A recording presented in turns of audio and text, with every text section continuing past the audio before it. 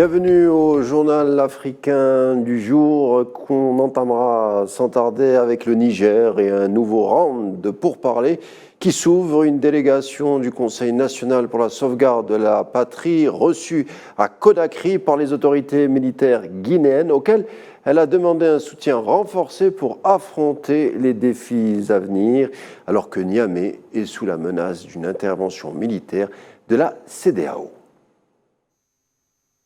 Ce que je voudrais dire ici, au nom du général Abdourahmane Tiani, était que nous étions, en tout cas le peuple nigérien, était très inquiet suite à certaines dérives aussi bien sur le plan sécuritaire, dérives consécutives à des problèmes qui tournent autour d'une corruption endémique. Il importait donc que pour la sauvegarde de notre nation, nous puissions prendre nos responsabilités devant le peuple nigérien et devant l'histoire, afin de sauvegarder l'avenir de notre patrie, qu'est le Niger. En ce qui concerne la République de Guinée, nous sommes panafricains. Quand nos peuples ont des problèmes, nous sommes toujours présents et on sera toujours là. Et ce qui a été le cas pour nos frères du Mali, du Burkina et du Niger, pour nous, il n'y a que nous qui pouvons trouver la solution à nos problèmes. Notre position, elle est claire.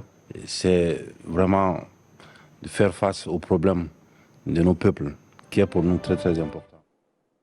Au Niger, justement, où la CEDEAO se prépare à une éventuelle intervention, une intervention qui plane.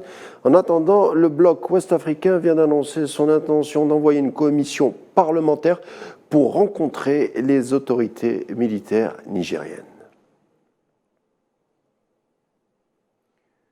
Nigeria, cette fois, l'insécurité qui fait encore des victimes. 3 soldats et 10 agriculteurs tués hier dans 2 districts. Une attaque menée par des hommes armés soupçonnés d'appartenir au groupe Boko Haram.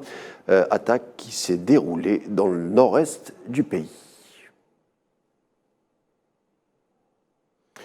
Soudan, cette fois, où les habitants peinent à survivre depuis le 15 avril dernier, date à laquelle ont éclaté les combats meurtriers opposant l'armée aux forces de soutien rapide, privées de leur emploi et poussées par leur instinct de survie. Certains redoublent de créativité pour subvenir à leurs besoins, comme on va le voir avec un sujet signé Mohamed Wali Ben Chaban.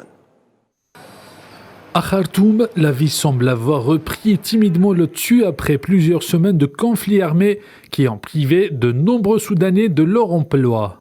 Pour survivre au milieu de cette guerre et améliorer la situation financière, surtout de petits commerces font surface.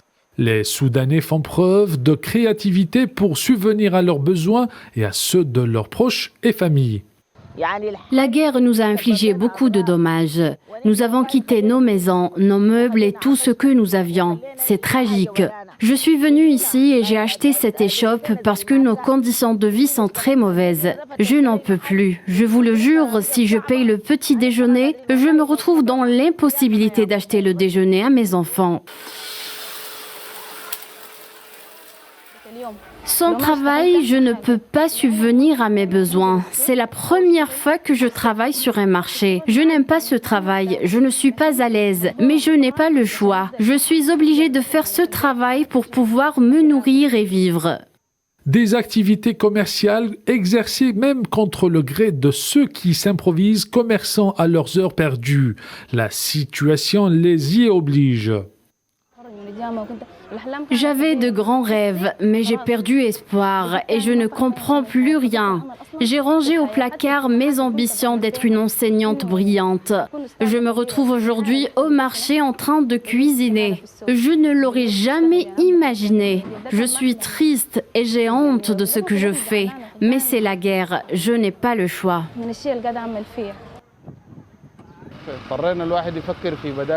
On a été forcé de trouver des alternatives. Je me suis donc associé avec des collègues pour ouvrir un petit stand ambulant de nourriture, dans le style de ceux que l'on trouve dans la capitale et qui n'existent pas à Oued Medani. Même si la guerre civile au Soudan a provoqué un timide retour à la normale, Le niveau de vie de la classe moyenne s'est effondré, ce qui a poussé de nombreux salariés à se transformer en commerçants ambulants pour leur survie au cœur d'un pays déchiré par une guerre meurtrière. En République démocratique du Congo, moins 14 personnes tuées vendredi dans une attaque contre le village d'Epungi au sud-ouest du pays, près de la frontière angolaise. La tuerie a été attribuée au mouvement armé Bobondo, qui est né en 2022 dans la province voisine du Mai-Ndombe. Somalie, cette fois, 23 terroristes Shebab tués par l'armée somalienne dans le sud du pays. 3 opérations militaires ont été menées dans la région de Bay et les soldats ont détruit 3 bases du groupe terroriste. Les dernières opérations militaires ont eu lieu alors que la mission de transition de l'Union africaine en Somalie et ses partenaires se préparent à effectuer une évaluation technique conjointe de la première phase du retrait des troupes de l'ATMIS qui s'est achevée en juin dernier.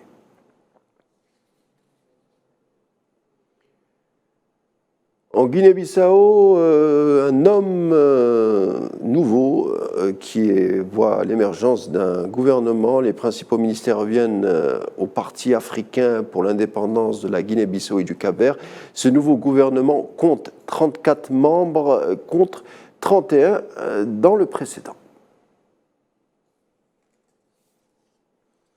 Et on conclura notre édition du jour avec du sport rugby. Presque un mois avant le coup d'envoi de la Coupe du Monde qui se déroulerait en France, les Springboks, champions en titre, se préparent pour la compétition. La mission, défendre leur titre. Faisal Saleh. Ils font partie du Gotha mondial, de la crème du rugby. Les champions du monde, l'Afrique du Sud, de leur surnom, les Springboks, auront un sacré challenge, celui de rééditer l'exploit de 2019 au Japon. Un mois du début de la Coupe du Monde France 2023, le manager Jack Nyanibert a sélectionné ses 33 hommes. 9 rugbymen participeront à leur 3e Coupe du Monde, un mix d'expérience et de puissance. Je pense que si vous regardez l'équipe que nous avons sélectionnée, il y a beaucoup de polyvalence au sein. Donc oui, nous pouvons. Un gars comme Modi peut jouer 13. Nous pouvons faire jouer Damien Williams à 13 s'il est nécessaire. Il y a d'autres options que nous avons aussi.